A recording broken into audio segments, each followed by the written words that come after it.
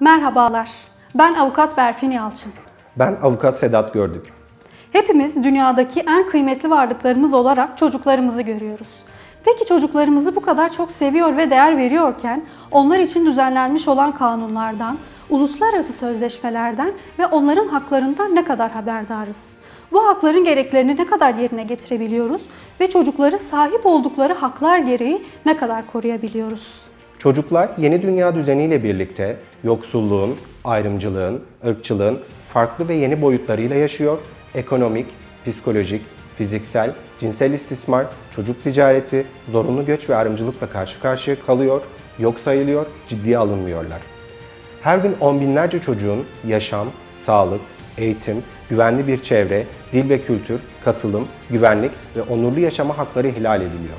Günümüzde çocukluk algısı çok farklı şekillerde algılanabilmektedir.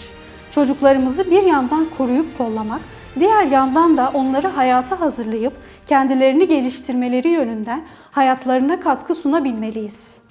Her şeyden önce çocukların birer birey olduğunu unutmadan haklarını koruyarak gelişmelerine yardımcı olmak için çaba göstermeliyiz. Unutulmamalıdır ki çocuk hakları da insan haklarıdır. Çocuk hakları her çocuğun onurlu, saygın, özgür, eşit ve barış içerisinde bir yaşam sürmesini sağlamak, bunu korumak ve güvence altına almak için insan hakları bünyesinde yer alan çok önemli, ayrılmaz bir alandır. Çocuk hakları, insan hakları kültürünün yapı taşını ve toplumun insan hakları güvencesinin temelini oluşturur. Bugün bu videoyu çocuk hakları alanında en önemli uluslararası sözleşme olarak kabul edilen Birleşmiş Milletler Çocuk Hakları Sözleşmesi'nin teminat altına aldığı bazı haklardan söz etmek ve sizleri bu konuda bilgilendirmek amacıyla çekiyoruz. Öncelikle Birleşmiş Milletler Çocuk Hakları Sözleşmesi'ne genel hatlarıyla kısaca değinelim. Birleşmiş Milletler Çocuk Hakları Sözleşmesi, taraf devletlerde yaşayan çocukların haklarını güvence altına alan, şimdiye kadar en fazla devlet tarafından imzalanan uluslararası sözleşme olma özelliğini taşımaktadır. Birleşmiş Milletler Çocuk Hakları Sözleşmesi 20 Kasım 1989 tarihinde Birleşmiş Milletler tarafından imzaya açılmıştır. Türkiye 1990 yılında sözleşmeyi imzalamıştır ve sözleşme 1995 yılında resmi gazetede yayımlanarak yürürlüğe girmiştir. Sözleşme, çocuk haklarını en ayrıntılı ve kapsamlı bir şekilde ele alan insan hakları belgesidir. Çocukların en iyi biçimde yaşamalarını, kendilerini tam anlamıyla gerçekleştirebilmelerini sağlamayı, onların fiziksel, zihinsel, duygusal, sosyal ve ahlaki bakımdan özgün, saygın, onurlu ve sağlıklı olarak gelişmesini amaçlar. Sözleşme, taraf ülkelerin yetkileri altında olan bütün çocuklar içindir. Sözleşmenin 4 temel ilkesi vardır.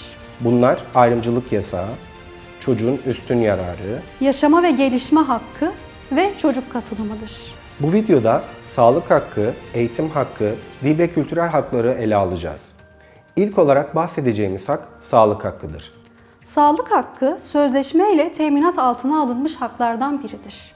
Sözleşmeye göre taraf devletler çocuğun hayatta kalması ve gelişmesi için azami çabayı göstermekle yükümlüdür. Peki bundan ne anlıyoruz? Taraf devletler çocuğun olabilecek en iyi sağlık düzeyine kavuşma, tıbbi bakım ve rehabilitasyon hizmetlerini veren kuruluşlardan yararlanma hakkını tanır. Hiçbir çocuğun bu tür tıbbi bakım hizmetlerinden yararlanma hakkından yoksun bırakılmamasını güvence altına almak için çaba gösterir. Sözleşmeyle teminat altına alınmış bir diğer hak da eğitim hakkıdır. Bu hak kapsamında ilköğretim bütün çocuklar için parasız ve zorunludur. Eğitim verilirken çocukların yetenekleri ve görüşleri göz önünde bulundurulur. Eğitim sistemi çocuğun insana, doğaya, farklı kültürlere saygılı ve hoşgörülü bireyler olmasını amaçlar. Bütün bunlarla birlikte taraf devletler okullarda düzenli biçimde devamın sağlanması ve okulu terk etme oranlarının düşürülmesi için gerekli önlemleri almalıdır. Dil ve kültürel haklar da sözleşme ile teminat altına alınmıştır. Taraf devletlerde yaşayan çocuklar kendi kültürlerinden yararlanma, kendi dinine inanma, uygulama ve dilini kullanma haklarından yoksun bırakılamaz.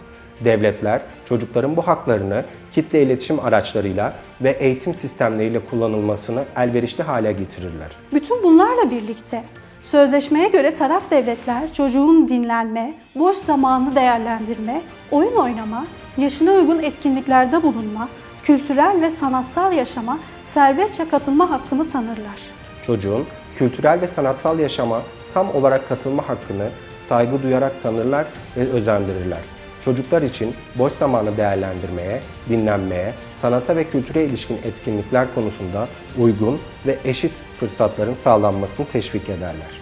Son olarak şunu eklemek istiyoruz ki kendilerinin, anne babalarının veya yasal temsilcilerinin sahip oldukları statülerin önemi olmaksızın Sesini duyuramayan tüm çocukların sesi olmak için mücadele etmeli, çocukların haklarını korumalıyız. her çocuk bir dünyadır ve onların temel haklarını korumak bizim görevimizdir.